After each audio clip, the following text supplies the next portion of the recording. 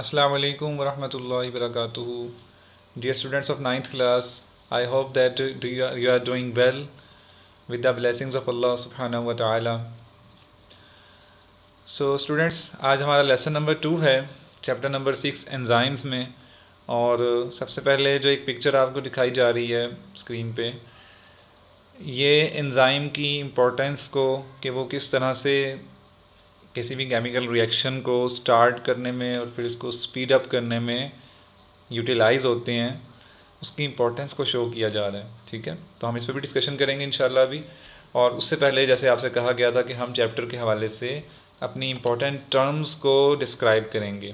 ठीक है, तो सबसे पहले जो टर्म हमारे पास है वो एंजाइम ही की डेफिनेशन है, जो हमने पिछले लेसन में पढ़ी थी।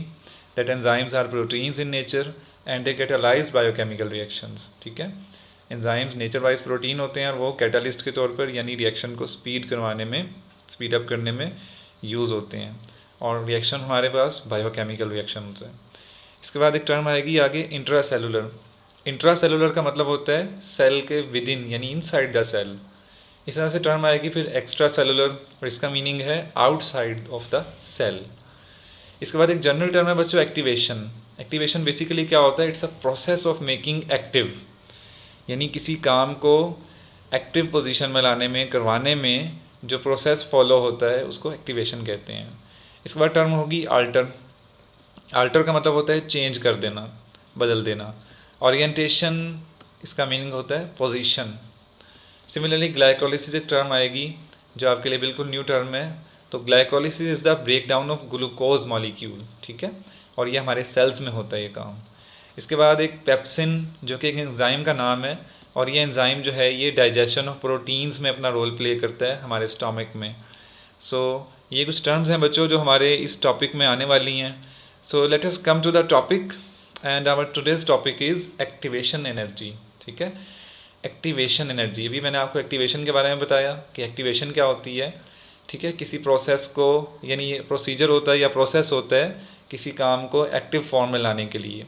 तो बेसिकली हम बायोकेमिकल रिएक्शंस को स्टडी कर रहे हैं, और बायोकेमिकल रिएक्शन को स्टार्ट करवाने के लिए भी हमें एक एनर्जी रिक्वायर्ड होती है, and that energy is called activation energy. ठीक है, अब थोड़ा सा हम फिगर पे ज़रा बात कर लें। जैसे कि फिगर में एक उन्होंने एक बात हमें समझाई है थ्रू पिक्चर कि हमारा जो पर्पज़ है वो इस बॉल को यहाँ नीचे तक पहुँचाना है। ठीक है, तो अब हमें इस एक्टिव पोजीशन जो है वो ये वाली है। ठीक है, अगर ये बॉल यहाँ तक आ जाएगा तो इसके बाद ये एक्टिवली खुद ही यहाँ पे पहुँच जाएगा। तो इसको यहाँ पहुँचाने के लिए हमें कुछ अमाउंट ऑफ एनर्जी रिक्वायर्ड है जो कि कहलाती है एक्टिवेशन एनर्जी। ठीक है, तो इस बॉल को यहाँ से यहाँ तक पहुँचाने में जो एनर्जी रिक्वायर्ड होगी वो होगी एक्टिवेशन एनर्जी। ठीक है, तो ये तो पिक्टोरियल बात हो गई है। तो असल में अगर हम इसको डिफ़ाइन करना चाहें तो it is defined as minimum energy required to start a reaction. तो आप बात समझ गए होंगे बच्चों, कम से कम जो एनर्जी रिक्वायर्ड होती है किसी केमिकल रिएक्शन को स्टार्ट करवाने में, that is called activation energy. ठीक है, the need for activation energy acts as a barrier to the beginning of a reaction. ठीक है, एक्टिवेशन एनर्जी की ज़रूरत क्यों पेश आती है? क्योंकि ये एक बैरियर होती है केमिकल रिएक्शन करवाने में, रुकावट होती है। ठीक है, अगर इसको दूर कर दिया जाए तो रिएक्शन खुद ब खुद हो जाएगा।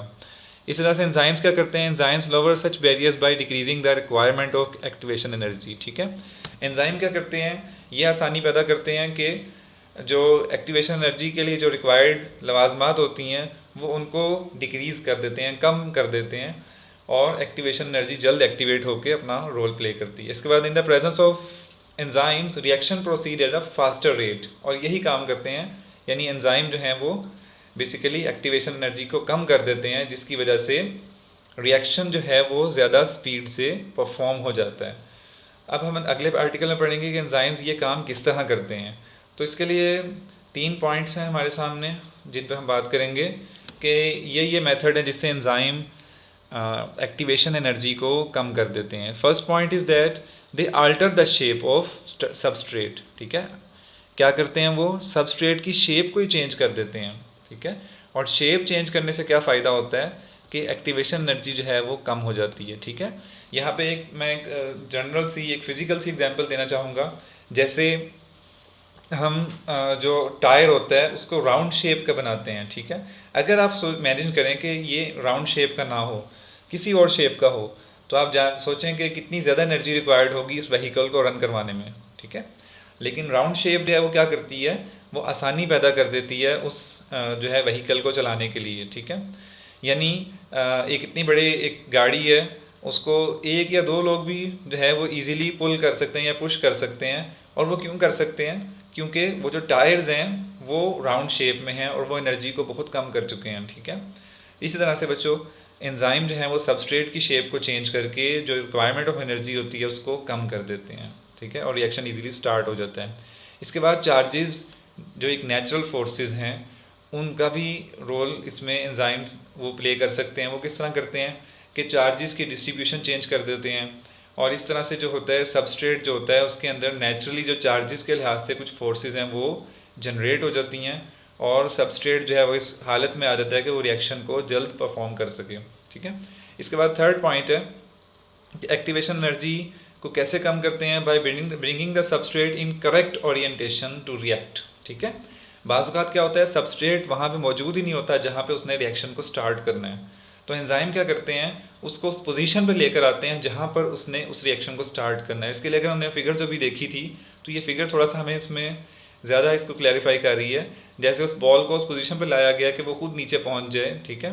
इस तरह से एंजाइम भी सबस्ट्रेट के मॉलिक्यूल्स को उस पोजीशन पर ले आएंगे जहाँ पे उसने रिएक्ट करना है, और यूँ रिएक्शन जो है वो फास्टली स्पीडली हो जाएगा, ठीक है। इस तरह से बच्चों ये हमारा टॉपिक कंप्लीट हुआ। अब हम एंजाइम्स की कैटेगरीज़ को थोड़ा डिस्कस कर लें।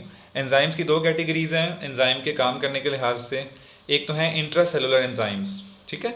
ये वो एंजाइम है जो सेल के इनसाइड काम करते हैं, ठीक है। इसकी एग्जांपल में दी जा रही है कि enzymes of glycolysis, glycolysis perform करने वाले एंजाइम्स। ग्लाइकोलिसिस क्या होता है, मैंने शुरू में आपसे बात की, break down of glucose molecule, ठीक है। और ये वर्किंग कहाँ पे होती है, साइटोप्लाज्म में, और साइटोप्लाज्म आप जानते हैं कि सेल के अंदर होता है। So this will called intracellular enzyme. Similarly, second one is extracellular enzyme. ठीक है, ये वो एंजाइम है जो सेल से आउटसाइड अपना काम करते हैं। इसकी एग्जांपल आ जाती है पेप्सिन एंजाइम, जो कि क्या करता है, हमारे स्टोमक की कैविटी में, हमारे मैदे में ये डाइजेशन ऑफ प्रोटीन्स में अपना रोल प्ले करता है, ओके। तो इस तरह से बच्चों दो कैटेगरीज एंजाइम्स की, इंट्रासेलुलर एंजाइम्स और एक्स्ट्रा सेलुलर एंजाइम्स। अभी हमने जो एक्टिवेशन एनर्जी का टॉपिक पढ़ा है इसको थोड़ा सा ग्राफिकली भी देखना चाहते हैं कि ग्राफ के थ्रू हम इसको समझते हैं। ये जो रेड लाइन है बच्चों, ये बेसिकली एक्टिवेशन एनर्जी को शो कर रही है, यानी ये जब ग्राफ ऊपर को जा रहा होता है तो कोई वैल्यू इंक्रीज कर रही होती है।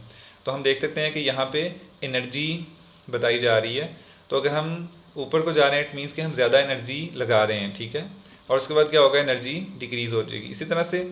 लेकिन अगर हम एंजाइम के थ्रू ये रिएक्शन परफॉर्म करवाएं तो फिर हम देख रहे हैं कि एनर्जी की रिक्वायरमेंट कम हो गई है, ठीक है, और कम एनर्जी लगाने से ही रिएक्शन जो है वो खुद ब खुद स्टार्ट हो गया है।